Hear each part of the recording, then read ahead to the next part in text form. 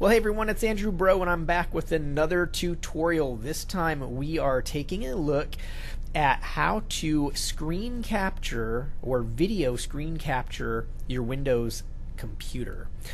So we're actually going to be using Expression Encoder. It's a product by Microsoft. They no longer make this product, which is actually kind of great because they've opened up the free version. So it used to be like if you got the free version, you only could record for about 10 minutes. Now with the free version, because they no longer support the product, you only have to pay for if you want extra codecs and you know, stuff that you don't need to really worry about. So the free version works great for anyone who just wants to record their screen so they can show people how to do stuff on their computer. So whether you're planning on, you know, having a channel, how-to channel where you're going to want to post stuff out to the web, or if you are just trying to show somebody in your office how to do something on the computer and you want to send them a quick video, this is a great product to use. And hey, it's free. Okay, it's really simple to use as well. So all I did is I went out to the web and I searched Microsoft Expression Encoder for screen capture. You can see that here. When you hit enter, your top hit should be download Microsoft Expression Encoder 4 with Service Pack 2. So that's what this is what the site looks like right here. So you just jump out to you can see we're right here on Microsoft's site. There it is. Select your language and hit that download button. You will need administrator rights to the computer you're on. So you got it's either a personal computer. If you are in a work environment, you won't be able to download this without getting a hold of your network administrator. So make sure you have permission to load software onto the computer that you're using. If it's your own personal one, who cares? Load it. You're ready to go. So here we go. Let's go ahead and dive right in. What I want to show you is how to get started with it, and unfortunately I can't walk through the steps while you're in the middle of creating a video, right? So I had to do screen captures. You can see those all over right there.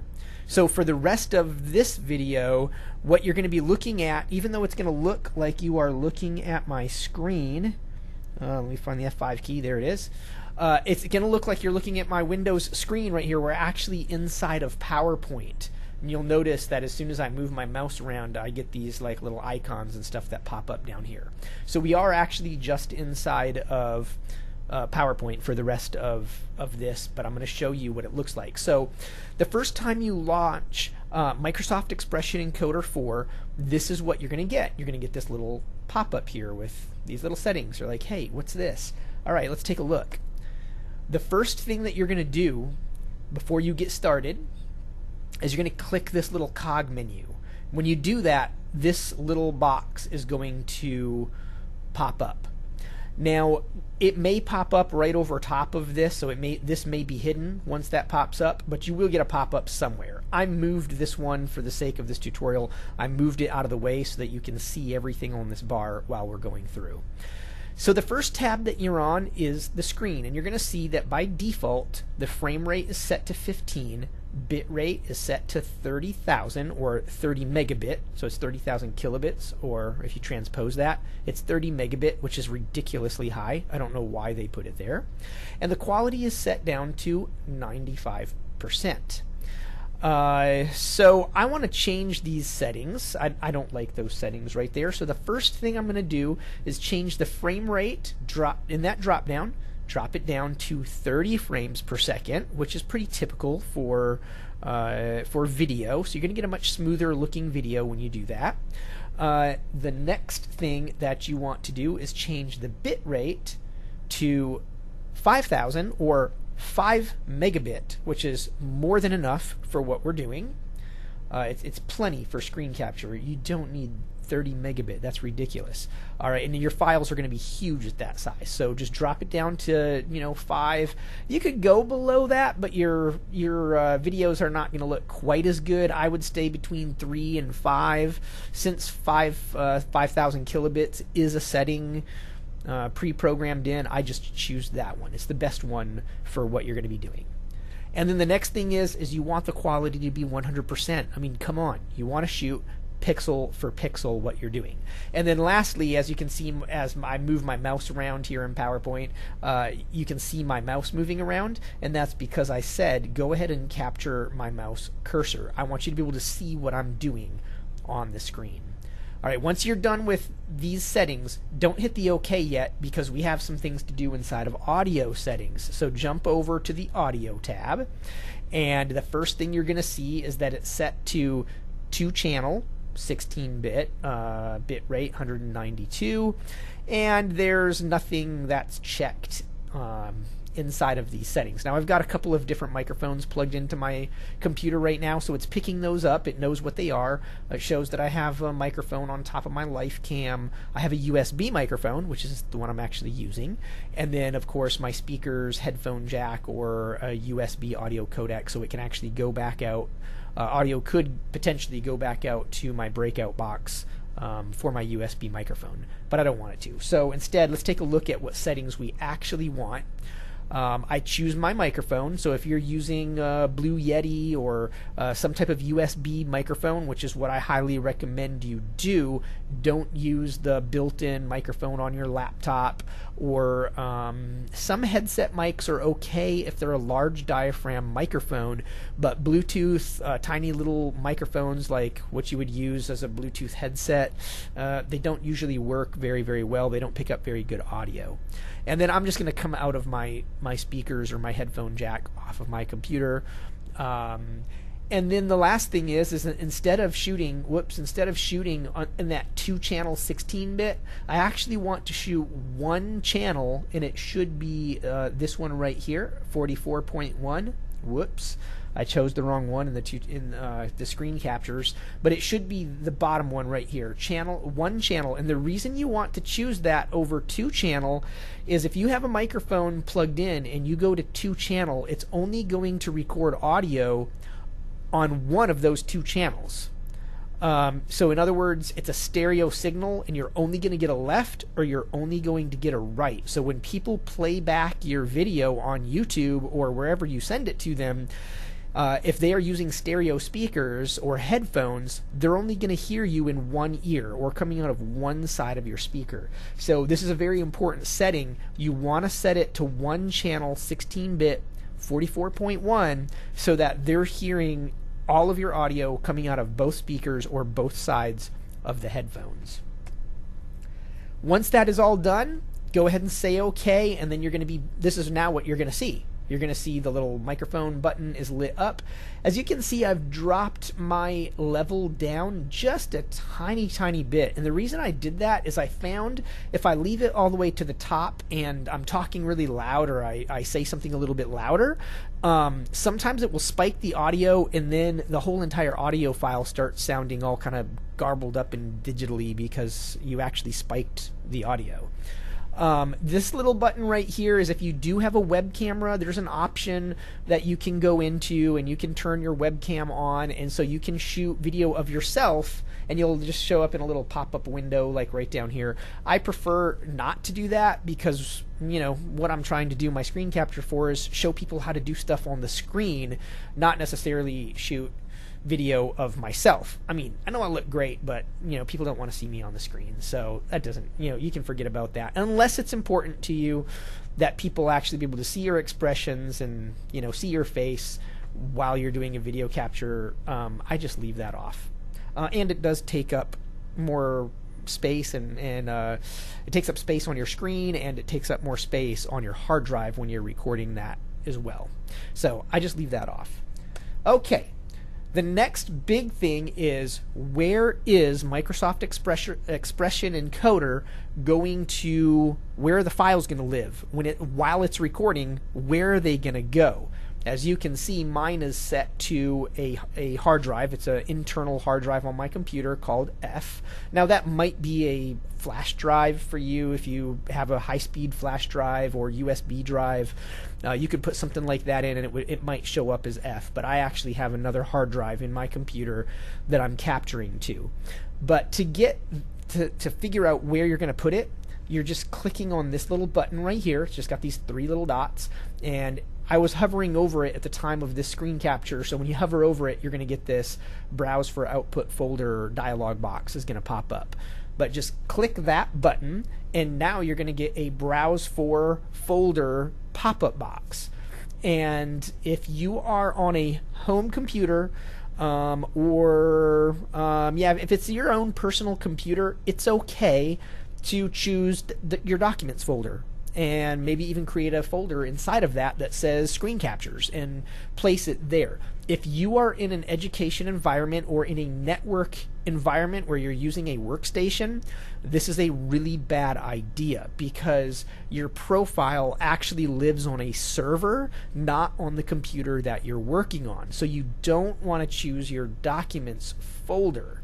Instead, you want to find out with your network administrator if there is a folder on your computer that whenever you do something actually saves it on that computer. In our environment, we do have that. It is on the it's on the Windows C drive, which is on every computer on campus.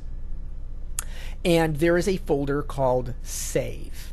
Now, this is a local folder on the C drive, and if you place files inside of there, they will not get saved out to the network. They will actually be on that computer. This is really important.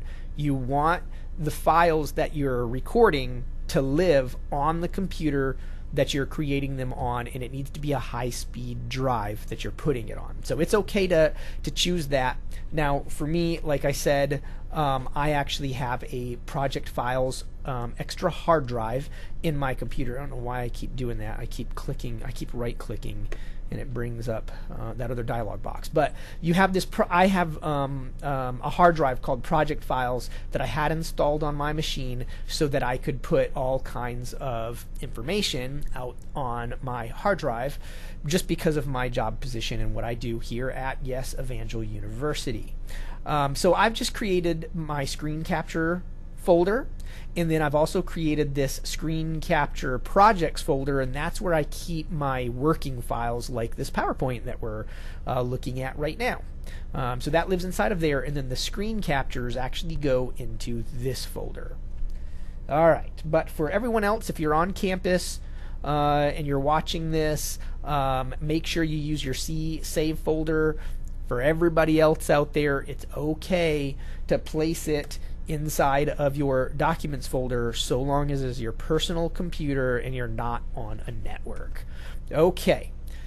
Once you're all done with that, you're going to say okay, and you're going to now see inside of this dialog box the folder that you have selected.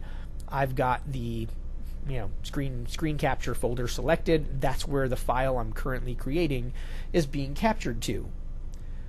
Next, when you say okay, all right, let's go back a page here. So to get into this screen capture folder, I actually just clicked this little dialog box. So way back here, when we were getting ready to go in and hit the screen capture, you probably saw that box light up, but just in case you didn't, that's how I got into these folders. So the next thing you do is go ahead and click on that record button. It's not going to start recording right away, so don't freak out. It's not going to start recording. Instead, you're going to see this screen next. Now, hopefully you can see this wherever, if you're watching this here on YouTube and you're not watching it full screen, hopefully you can see this red line. But there's a red box now that goes all the way around my screen, and I've also got this little arrows that show up in the center. And you also get a new little select region box that shows up down at the bottom. And so mine says custom because I told it to do the whole screen, 1920 by 1080, and so I'm on a full HD monitor. And so if you click this little arrow and you say full screen, whatever your screen resolution is, that's what it's going to capture. If you're on a 4K monitor, it's going to capture 4K. If you're on a 5K monitor, it's going to capture 5K. If you are on a 1367 by 1066, I don't know, one of those weird square formats, it's going to capture it pixel for pixel. I prefer to always use a 1920 by 1080 or a 4K monitor just because of what I do, and I'm wanting it to look good on YouTube as well. So if you don't have one, it's okay, but that's preferred.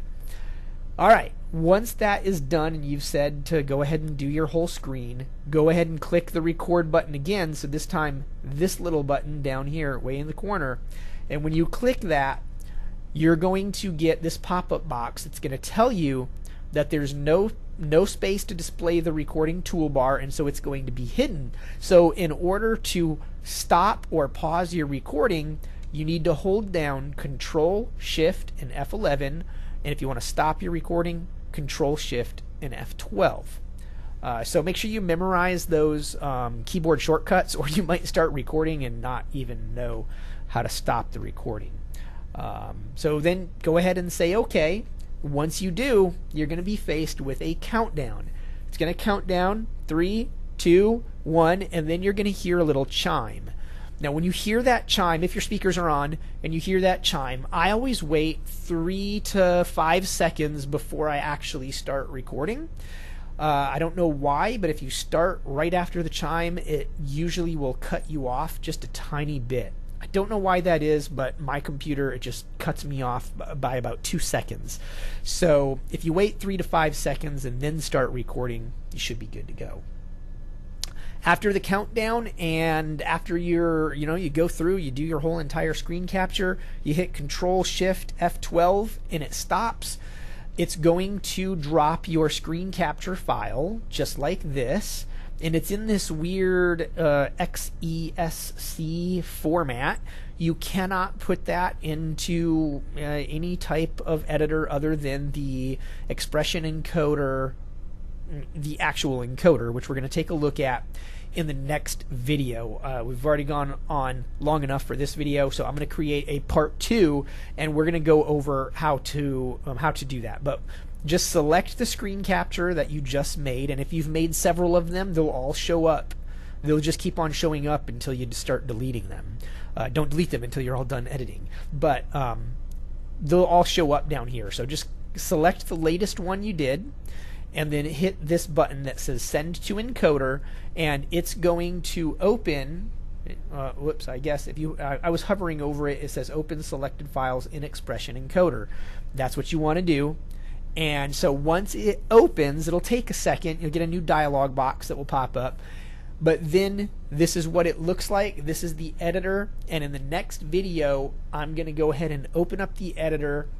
And I'm actually going to edit this video that you're watching right now and show you what I do, because I actually kind of goofed up on the beginning. You didn't see that, but you will inside of the tutorial. So I kind of show you how I go in and edit and chop things up, and there's a lot you can do in here that I don't do, so maybe we'll get into that in another time.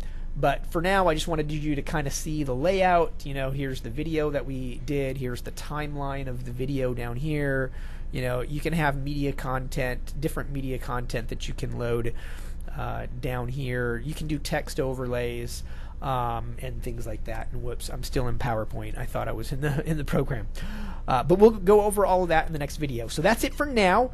Guys, if you're not already subscribed to the channel, make sure you subscribe, as I have tons more great how-to tutorials coming out in the near future. I'm really excited because iOS 11 just came out, and I can finally start doing screen capture tutorials for iOS, something I've been waiting for a really long time. So if you're interested in that kind of stuff and you want to learn more, subscribe to the channel, make a social media post about this to your friends, and yeah, share the love. All right, guys, I will see you in the next video.